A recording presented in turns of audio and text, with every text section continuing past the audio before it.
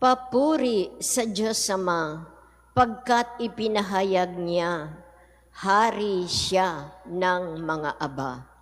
Alleluia, Alleluia, Alleluia, Alleluia, Alleluia, Alleluia, Alleluia. Sumainyo ang Panginoon. At sumaiyo rin. Ang mabuting balita ng Panginoon ayon kay San Marcos. Papuri sa iyo, Panginoon. Noong panahong iyon, dumating ang ina at mga kapatid ni Jesus. Sila'y nasa labas ng bahay at ipinatawag siya. Noon namay, maraming taong nakaupo sa palibot ni Jesus at may nagsabi sa kanya, "Nariyan po sa labas ang inyong ina at mga kapatid. Ipinatatawag kayo." "Sino ang aking ina at mga kapatid?" ani Jesus. Tumingin siya sa mga nakaupo sa palibot niya at nagwika, "Ito ang aking ina at mga kapatid. Sapagkat ang sinumang tumatalima sa kalooban ng Diyos ay siya kong ina at mga kapatid." Ang mabuting balita ng Panginoon. Pinupuri ka namin, Panginoong Heso Kristo.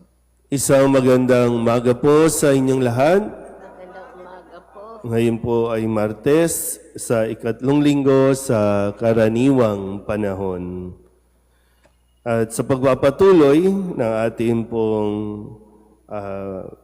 pagninilay para sa linggong ito, kung susundan lang po natin dahil sa Ebanghelyo ngayong araw ay narinig natin na naroroon, sabi nga po, nasa labas ang iyong ina at mga kapatid. So po pwedeng sa konteksto na bakit sila pumunta doon. No? Dahil kung maalala nyo po kahapon, yung bago po ang bahaging ito, may mga iskriba na pumunta din kay Jesus kung nasaan siya habang siya ay nagtuturo at pinaratangan si Jesus na kampo ni Beelzebul. Sabi nga, kaya siya nakakagawa ng mga ganyan ay dahil sa kapangyarihan ng Beelzebul. So, ang tingin sa kanya ay kampon siya ng demonyo. So, siguro, marahil, kung ikaw ang ina o mga kapatid, pupunta ka rin talaga para tulungan, kumbaga, resbakan, yung mga kusino man ang mga nangaaway o kaya nangaalipusta sa iyong anak. Kung kayo po yung ina, ganito siguro din yung inyong magiging reaksyon. Pero dito nga ay muli, ipinaalala ni Jesus sa mga nakikinig sa Kanya kung sino ang Kanyang ina at mga kapatid. Hindi sa dinidinay niya si Maria bilang ina at ang ilan sa Kanyang mga kasama, kundi mas ipinapaliwanag lang niya ang lalim ng ugnayan ng pagiging ina at mga kapatid ni Jesus. Kaya nga mas lumawak. Hindi exclusive na si Maria lang at ang mga kapatid na tinutukoy, no? Kundi si Jesus ay nagiging inclusive at para sa lahat at lalong-lalo na doon sa mga nakikinig at sumusunod sa utos ng Diyos. Nagiging isang pamilya. So maganda siguro din na mapagnilayan natin na dahil si Jesus ay patuloy na ginagampanan at tinutupad ang kanyang misyon ayon sa kagustuhan ng Diyos. Kahit kung ano-ano mga paninira ang kanyang natatanggap mula sa ilang mga grupo o ilang mga tao na ayaw talaga sa kanya. Sa buhay natin, no, lalo na maganda rin paalala na nawa hindi tayo yung maging hadlang para marating din ng bawat isa lalo na ng mga anak ninyo, yung kanilang full potential. Hindi tayo nawa ang maging hadlang para marating nila kung saan silang destinasyon dapat. Dahil minsan, these guys na gusto nyo lang naman protektahan ang inyong anak.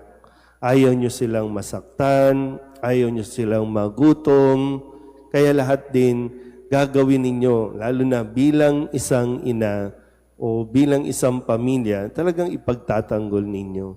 Pero may mga pagkakataon din talaga na kailangan nating maranasan yung mga masasakit na salita, marinig ito.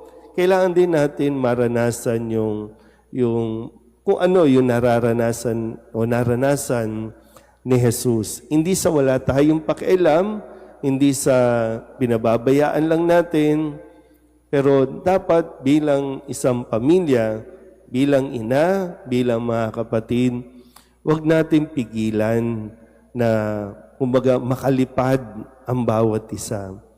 Huwag natin pigilan na matupad ng bawat isa ang misyon na ibinigay sa kanila ng Diyos. Masasaktan, madadapa, masusugatan, pero yun yung mga tinatawag nating kailangang maranasan para lalong mas tumatag at tumibay ang loob ng bawat isa. Kasi kung lagi na lang, minsan, ayaw nating madapa, lagi na lang nakaalalay, nandiyan, kaya hindi nakakatayo mag-isa.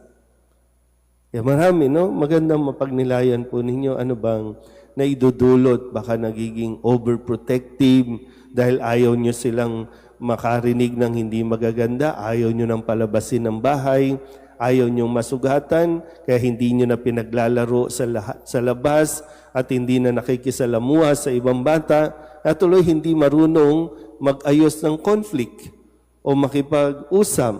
Dahil nga, yung sabi ko, dahil lamang ayaw nyo silang masaktan. Pero nawa, sa tulong ng mga salita ng Diyos, na dapat ito yung laging ibinibigay na hindi nyo man kasama sila, nasaan man sila, alam natin, matibay sila, matatag sila dahil naibigay mo ang salita ng Diyos.